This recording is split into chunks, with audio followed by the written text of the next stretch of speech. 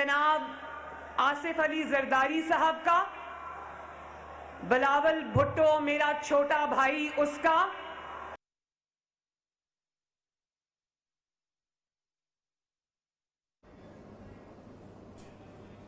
लाड़काना में पीडीएम का जलसा। जियालो मुतवालो की मौजूदगी में मरियम नवाज इस वक्त खिताब कर रही है। कारकुनों की बहुत बड़ी तादाद इस वक्त मौजूद है। इब्तिदा में अपने खिताब में मरियम नवाज ने न सिर्फ सिंध के वासियों का बल्कि इस जलसे के अंदर शुरका को बहुत ज़्यादा शुक्रिया अदा किया। उनका मैं एहसानमंद हूँ कि जिस तरीके से उनका इस्तकबाल किया गया।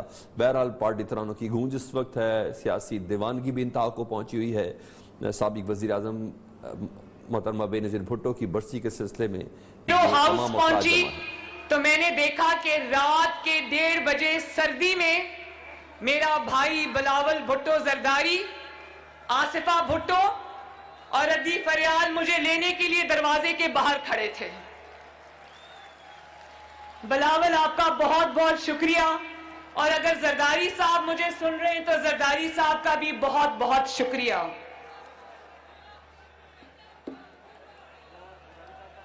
और मुझे अपने घर में ठहराने का भी शुक्रिया। मुझे अब एक बात याद आ रही है कि जब बिलावल भुट्टो ने पिछली दफा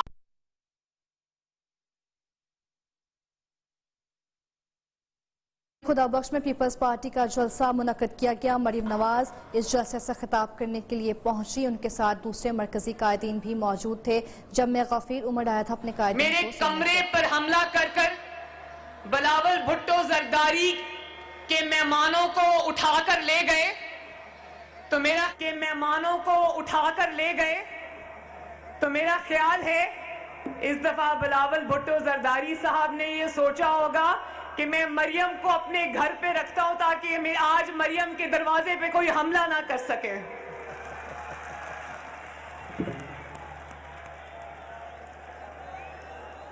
मुझे आज खुशी भी है कि मैं शहीद मोहतरमा बेनज़ीर भुट्टो के मज़ार पर हाजिरी देने आई हूं, लेकिन मुझे अफसोस भी है, दुख भी है कि पाकिस्तान की नहीं बल्कि आलमे इस्लाम की पहली खातून वज़ीर आज़म शहीद मोहतरमा बेनज़ीर भुट्टो को अपनी जिद्दोजहद में हाथ से जान गंवाना पड़ी। मैं दुआ करती हूं अल्लाह ताला से कि अल्लाह ताला भुट्टो साहब के, बेनज़ीर भुट्टो के दरजात को बुलंद करे और अल्लाह ताला जन्नतुल फिरदौस में उनको आला मकाम अता फरमाए। बोलो आमीन।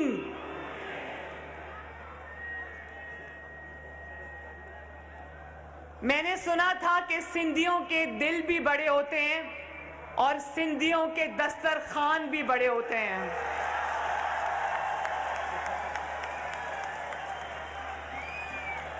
और आज आपने ये बात साबित की कि हाँ, सिंध के दिल भी बड़ा है और सिंधियों के दस्तरखान भी बड़े हैं। शाबाश।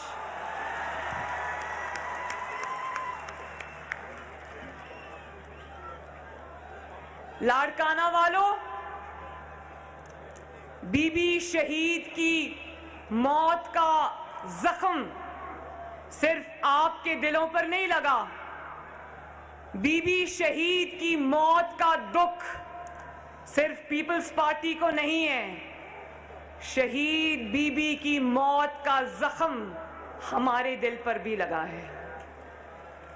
आज 13 साल बाद भी न सिर्फ ये कि हम आपके दुख में शरीक हैं, बिलावल भुट्टो के दुख में शरीक हैं, बल्कि बेनज़ीर की मौत जो है वो पाकिस्तान का कौमी सानहा है, जिसका दुख आज भी हमारे दिलों में ताज़ा है। और मैं भुट्टो शहीद और बेनज़ीर भुट्टो शहीद को खराजे तहसीन पेश करना चाहती हूं एक शेर के जरिए, और वो शेर है जो मुझे कभी अडयाला जेल में जब फेंका तो मुझे वो शेर याद आता था,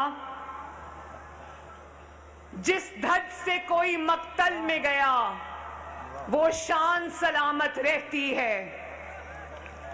जिस धड़ से जो मक्तल में गया वो शान सलामत रहती है। ये जान तो आनी जानी है, इस जान की कोई बात नहीं। भुट्टो के कातिल और बेनजीर भुट्टो के कातिलों का आज कोई नाम लेवा भी नहीं है, लेकिन उनको चाहने वाले यहां हजारों लाखों की तादाद में आज भी मौजूद हैं और मौजूद रहेंगे इंशाअल्लाह। मुझे आज वो दिन याद आ रहा है जब टीवी पर ये खबर आई, दिल दहला देने वाली खबर आई कि मोहतरमा पर जानलेवा हमला किया गया है।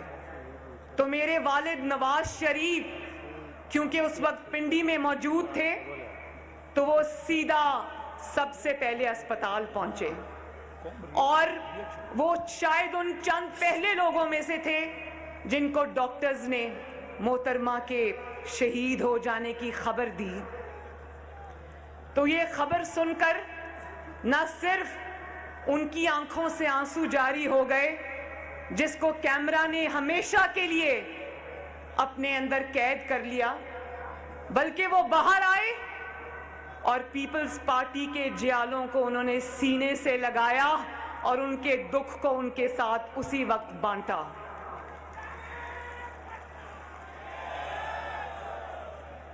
और मैं उस दिन घर से बाहर थी कहीं लाहौर में, तो मेरी वालदा का मुझे फोन आया और उन्होंने कहा कि मरियम तुम कहाँ हो?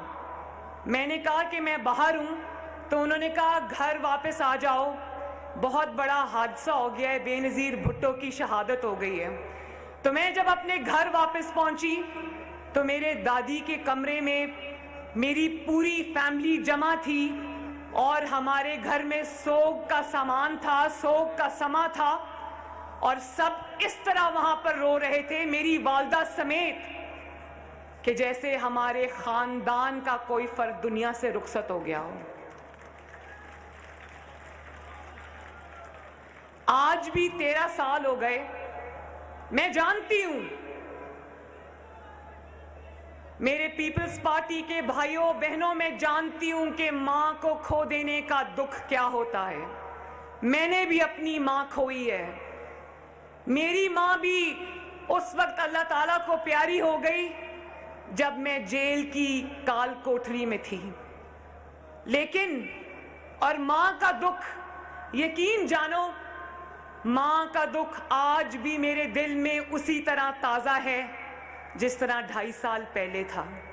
लेकिन जब मैं बिलावल भुट्टो को देखती हूं तो मुझे और भी ज्यादा तकलीफ होती है, क्योंकि मैंने तो फिर अपनी जिंदगी के कुछ साल अपनी वालदा के साथ बिता लिए थे। इसने तो बहुत बचपन में अपनी वालदा को खो दिया।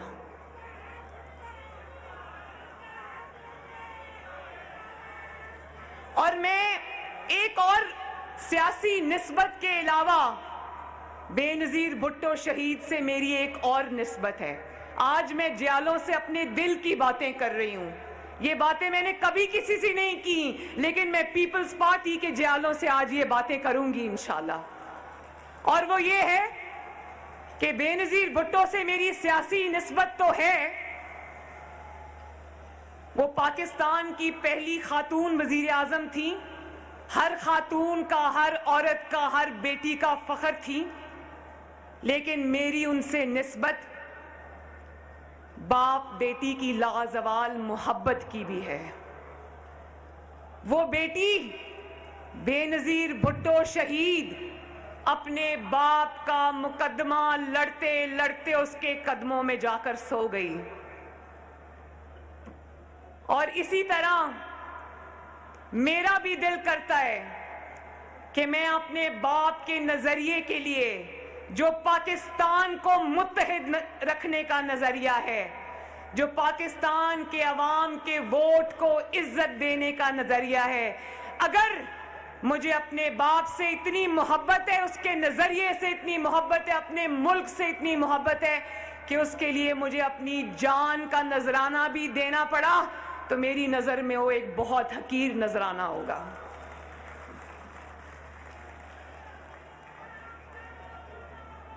और जिन दिनों मीसाके जमहूरियत बन रहा था तो बेनजीर भुट्टो साहिबा और आसिफ अली जरदारी साहब, उन दिनों हम जद्दा में जिला वतन थे, तो मेरी पहली मुलाकात थी बेनजीर भुट्टो शहीद से। जियालो उस दिन 3 घंटे मोहतरमा मेरे साथ बैठी रही, हमने खाना भी इकट्ठे खाया, चाय भी इकट्ठे पी और बहुत सारी बातें हमने इकट्ठे की। उन्होंने भी मुझसे दिल की बातें की, मैंने भी उनसे दिल की बातें की। और फिर मीसाके जमहूरियत, जिसको अंग्रेजी में चार्टर ऑफ डेमोक्रेसी कहते हैं, वो वजूद में आया। यही थी वो सियासी इक़दार कि आज सियासी हरीफ होने के बावजूद, सियासी और इंतखाबी मैदान में एक दूसरे के मुखालिफ होने के बावजूद, आज पीडीएम की क़यादत एक स्टेज पर एक फैमिली के अरकान की तरह इकट्ठी है। ये है वो सियासी इक़दार जिनकी शुरुआत मोहम्मद नवाज शरीफ और मोहतरमा बेनजीर भुट्टो ने की थी। ये सिर्फ एक मिसाक नहीं था, ये सिर्फ कागज के चंद टुकड़े नहीं थे जियालो, ये पाकिस्तान की सियासी तारीख और पाकिस्तान की सियासी रास्ते का रुख मोड़ने वाला फैसला था, जिसको इंशाअल्लाह ताला मैं, बिलावल और पाकिस्तान की तमाम सियासी क़यादत इंशाअल्लाह ताला ना सिर्फ लेकर चलेंगे बल्कि आगे भी बढ़ाएंगे। सियासतदानों से, सियासी जमातों से माजी में जो गलतियां हुई और उन गलतियों का फायदा जमहूरियत शिकन कुव्वतों ने उठाया, तो उनका अजाला भी फिर वो सियासतदान सब सर जोड़ कर बैठे और उन्होंने सोचा कि ये साजिशें अब नहीं चलेंगी। उन्होंने उन्हीं गलतियों का जो हमसे हुई थी, सियासतदानों से हुई थी, सियासतदानों ने खुद उन गलतियों का अजाला भी किया और जो एक दूसरे के खिलाफ साजिशें की जाती रही थी उसको उन्होंने कहा कि अब ये हम नहीं करेंगे। और उसी का समर आज पाकिस्तान को मिला। पहली बार ये हुआ कि जमहूरी हुकूमतें, आपके वोट से आने वाली हुकूमतें अपनी मुद्दतें पूरी करने लगी। मुझे अच्छी तरह याद है कि जब 2008 में पीपल्स पार्टी की हुकूमत बनी तो बहुत सारे लोगों को ये था कि वो हुकूमत गिराई जाए, तो मोहम्मद नवाज शरीफ ने कहा नहीं, अपनी पार्टी में भी उस राय को कुचला और कहा कि नहीं, ये हुकूमत अपने 5 साल पूरे करेगी और अवाम और हुकूमतों में लाना और ले जाना सियासी जमातों का नहीं, अवाम का काम है।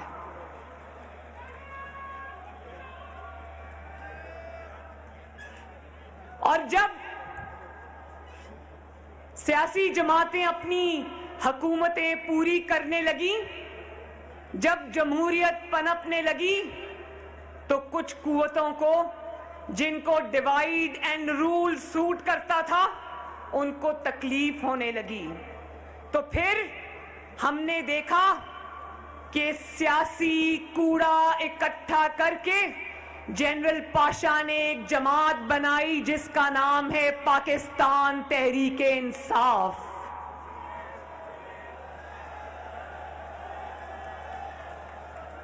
और फिर उस जमात को आपकी मुंतखब हुकूमत के खिलाफ धरनों और साजिशों में इस्तेमाल किया गया।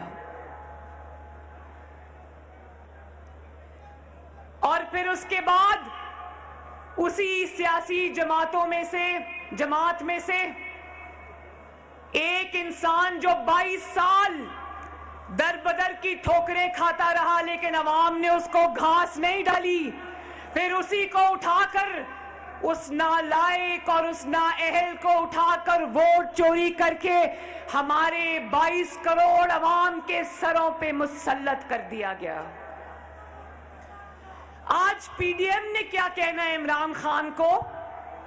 वो इमरान खान आज खुद चीख कर कह रहा है कि मुझे कुछ भी नहीं आता।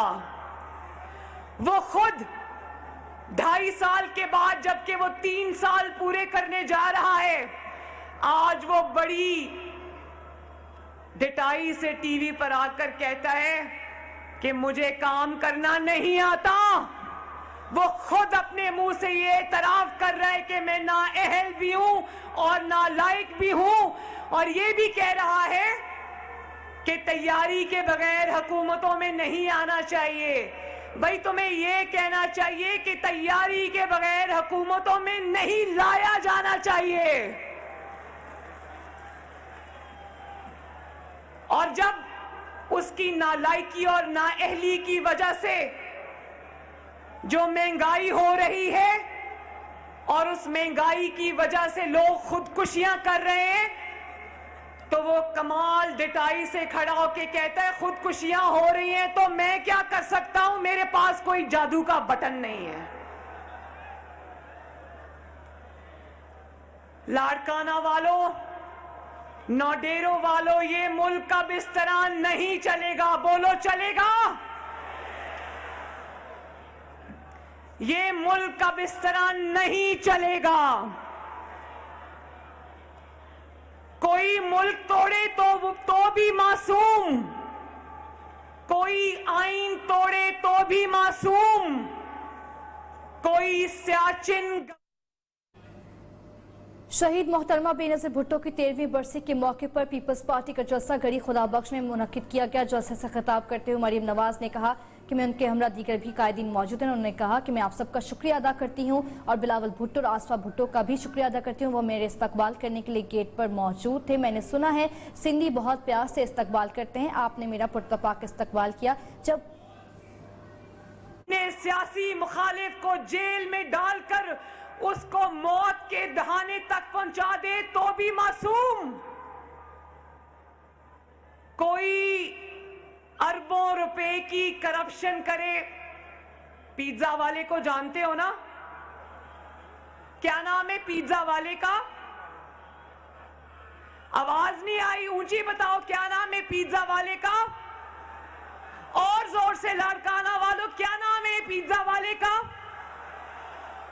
कोई सरकारी मुलाजिम होकर भी अरबों खरबों रुपए के असासे बना ले तो भी मासूम, लेकिन फांसियां हो तो सियासतदानों को हो, गोलियां उतरे तो सियासतदानों के सीनों और सरों पर उतरे, 100-100, 200-200 पेशियां भुगतें तो सियासतदान भुगतें, जेल की काल कोठरियों में मौत के दहाने तक पहुंचा दिए जाएं तो सियासतदान पहुंचा दिए जाएं, बहू बेटियों को घसीटा जाए अदालतों में, जेलों में, तो सियासतदानों की बहू और बेटियों को घसीटा जाए, मीडिया पर सर्कस लगे तो सियासतदानों के खिलाफ लगे,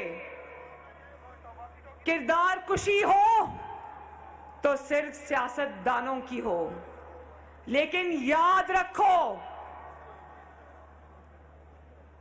कि नजरिए को फांसी नहीं लग सकती।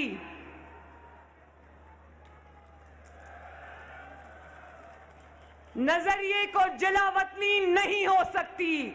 और ये इन्हीं नजरियात का फैज है कि आज तुम्हारा नाम लेवा भी कोई नहीं है, लेकिन पाकिस्तान के कोने कोने में नवाज शरीफ और बेनजीर भुट्टो के नाम लेवा हैं।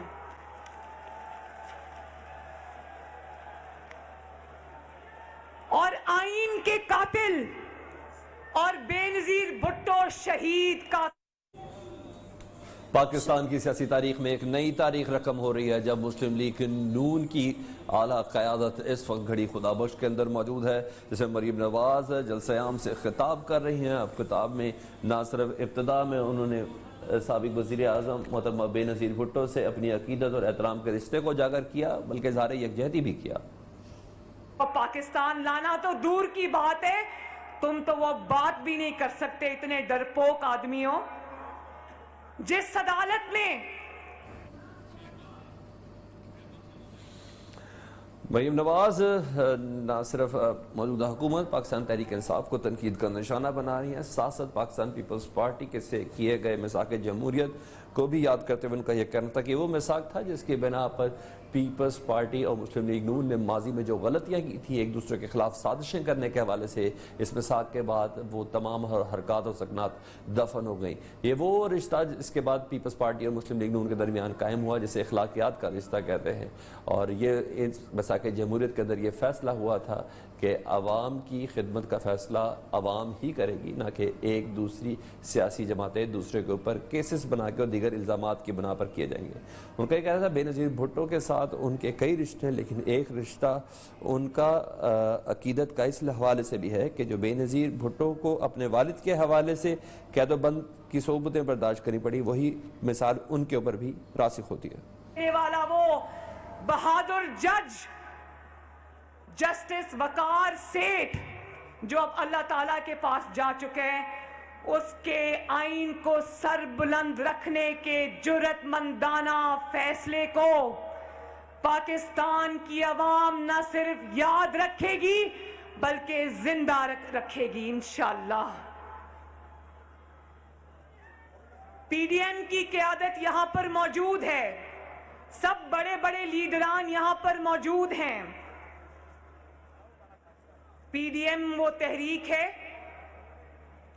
जिसने तमाम सूबों को आइन के साए के नीचे जमा किया है। सब, चाहे वो बलोचिस्तान है या वो सिंध है या वो पंजाब है या वो खैबर पख्तूनख्वा है, सब माशाअल्लाह आइन के झंडे के नीचे जमा हैं।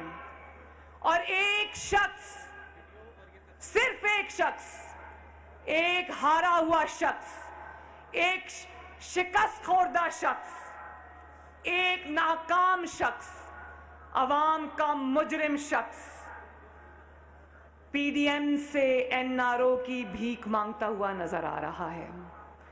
बोलो लाड़काना वालों, इमरान खान को एनआरओ दोगे?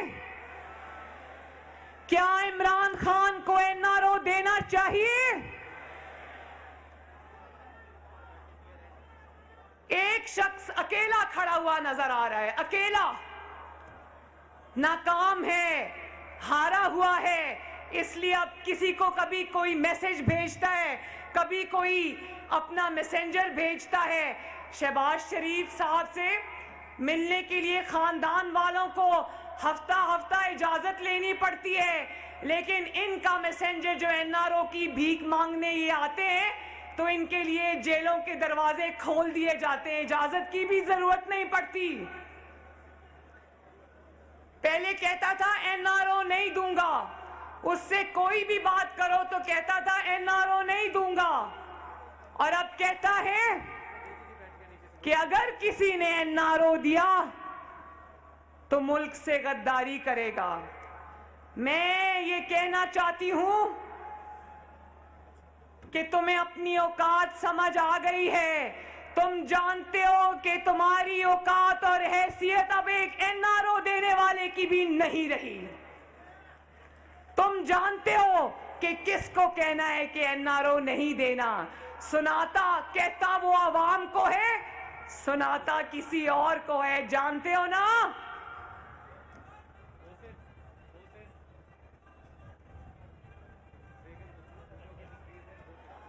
इस महंगाई को घर भेजने के लिए इमरान खान को घर भेजना बहुत जरूरी है, ये सुन लो।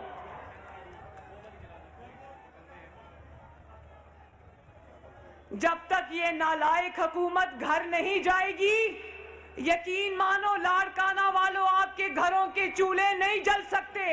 इसलिए पीडीएम का साथ दो और इस नालायक और नाअहल इमरान खान को घर भेजो। साथ हो ना? और फिर कहते हो कि ऑपोजिशन फौज को बदनाम कर रही है। ऑपोजिशन जब शहीद मोहतरमा बेनज़ीर भुट्टो की 13वीं बरसी के मौके पर पीपल्स पार्टी का जलसा गढ़ी खुदाबख्श में मुनक्किद किया गया। जलसे से खिताब करते हुए मरीम नवाज ने कहा कि मैं आप सबका शुक्रिया अदा करती हूँ कि आप सब यहाँ आए। ने इंडिया जाकर, वो सारी वीडियोस मौजूद हैं, इसने इंडिया जाकर पाकिस्तान की फौज और आईएसआई के खिलाफ बात की थी। ये वो पहला सियासतदान है और पहला जाली वजीर आजम है जिसने वजीर आजम बनकर जब ये अमेरिका गया तो अपनी फौज और आईएसआई पर हमले किए। पाकिस्तान की याददाश्त कमजोर नहीं है। आज तुम ऑपोजिशन को ये मत कहो कि ऑपोजिशन फौज के खिलाफ बात करती है। ऑपोजिशन और पाकिस्तान की आवाम के पास तुम्हारी वो सब वीडियोस मौजूद हैं जिसमें तुमने फौज के ऊपर सीधे सीधे हमले किए हुए हैं।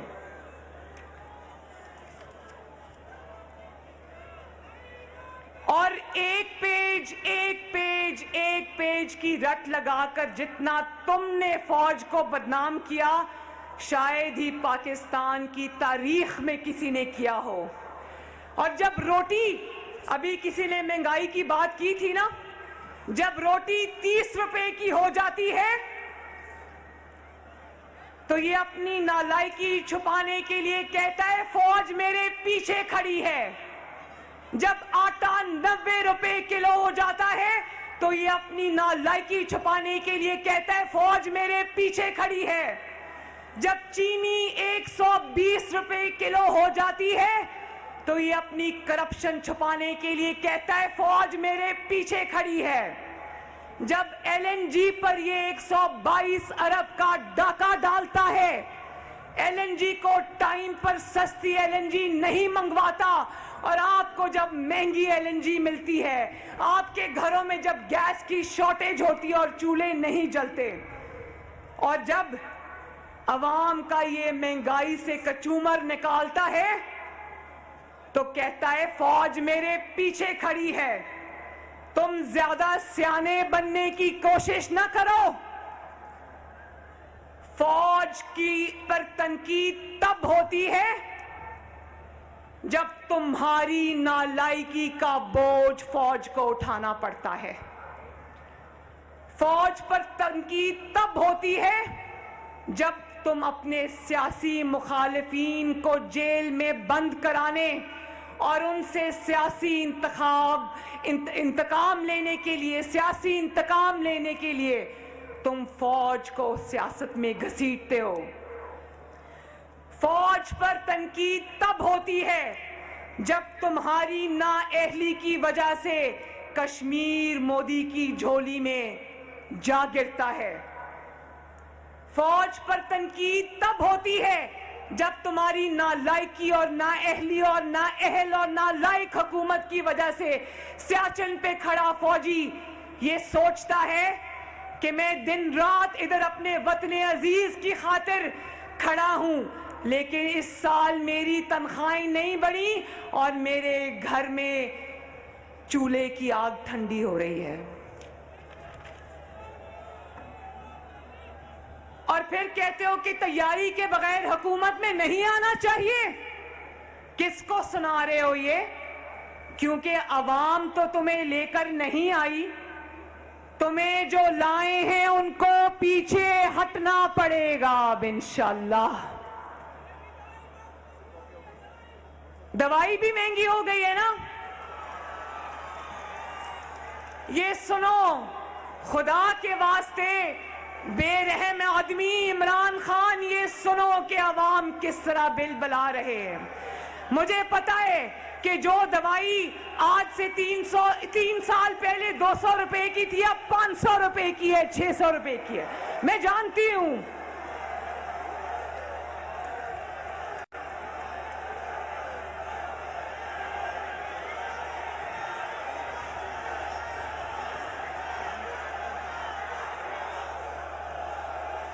मैं जानती हूं लाड़काना वालों, मैं जानती हूं कि गरीब के लिए अब दवाई खरीदना भी मुश्किल है। मैं जानती हूं, मेरा दिल आपके साथ धड़कता है और यकीन जानो कि इंशाअल्लाह ताला ये जब अवाम इसको घर भेजेगी और आपकी मुंतखब हुकूमत आएगी तो इंशाअल्लाह आपकी खिदमत के लिए दिन रात हम सब मिलके आपकी खिदमत के लिए दिन रात एक करेंगे इंशाअल्लाह ताला।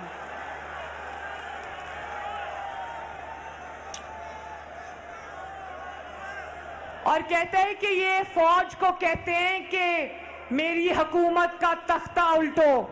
नहीं, हम फौज को नहीं कहते कि इसकी हुकूमत का तख्ता उल्टो। हम सिर्फ सिलेक्टर्स को कहते हैं कि इससे पीछे हट जाओ, और जब तुम इससे पीछे हट जाओगे तो फिर पाकिस्तान की आवाम जाने, हम जाने और इमरान खान जाने। क्या अवाम का रोजगार छिनता रहे इसलिए कि तुम्हारी ताबेदारी चलती रहे? बोलो मंजूर है? क्या तरक्की रुकी रहे इसलिए कि तुम्हारी ताबेदारी चलती रहे? बोलो मंजूर है?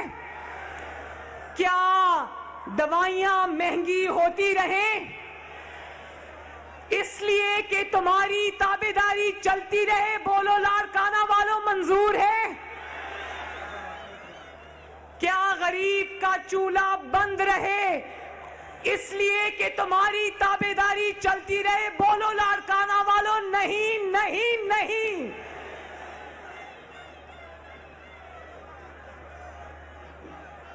आटा, बिजली, गैस लूट मार तुम करो इसलिए कि तुम्हारी ताबेदारी चलती रहे? बोलो लाड़काना वालों, क्या ये बात सही है या नहीं सही? तुम्हारी हालत काबिले रहम है।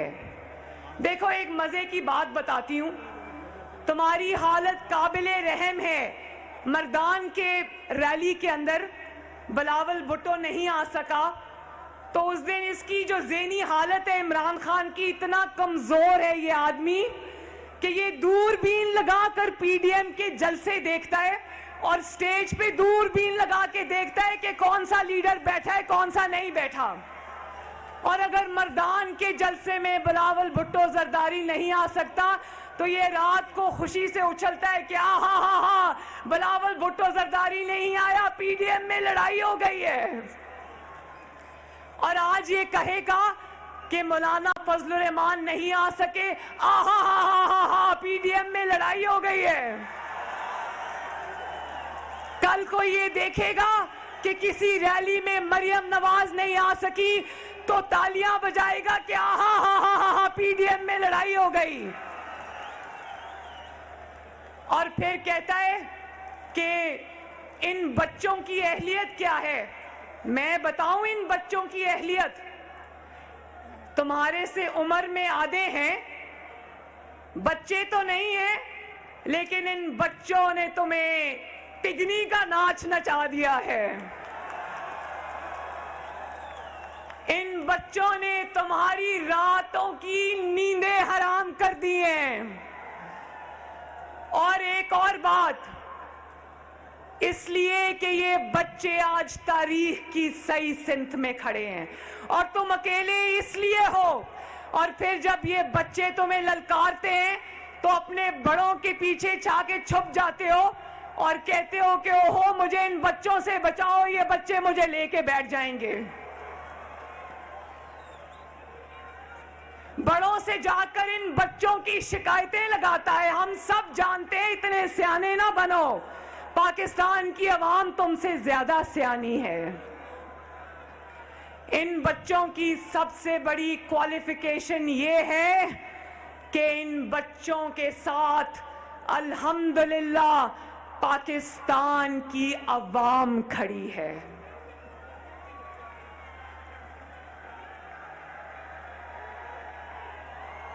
तो आखिर में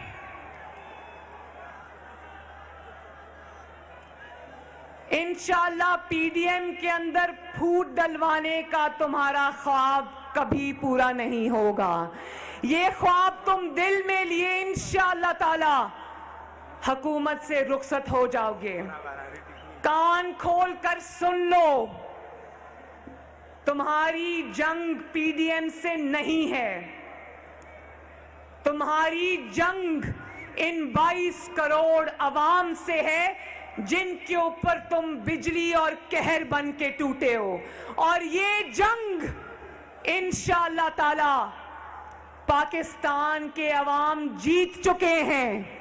ये जंग मैं आज ऐलान करती हूं कि ये जंग ताबेदार खान, ये जंग तुम हार चुके हो। आखिर में एक दफा फिर चलो एक बात लाड़काना वालों मुझे बता दो कि अगर बिलावल भुट्टो जरदारी साहब और पीडीएम आपको इस्लामाबाद आने की कॉल देगी तो आओगे? और जोर से आओगे? मेरी जो माएं, बहनें, बेटियां, सिंध धरती की बेटियां यहां पर खड़ी हैं, मैं उनको मोहब्बत भरा सलाम अर्ज करती हूं। मैं एक दफा फिर पाकिस्तान पीपल्स पार्टी का, लाड़काना के अवाम का और सिंध की धरती के गयूर लोगों का तहे दिल से शुक्रिया अदा करती हूं। सिंध धरती जिंदाबाद, पीडीएम जिंदाबाद, लाड़काना के अवाम जिंदाबाद, जमहूरियत के मतवाले जिंदाबाद, पाकिस्तान पाइंदाबाद। बहुत बहुत शुक्रिया।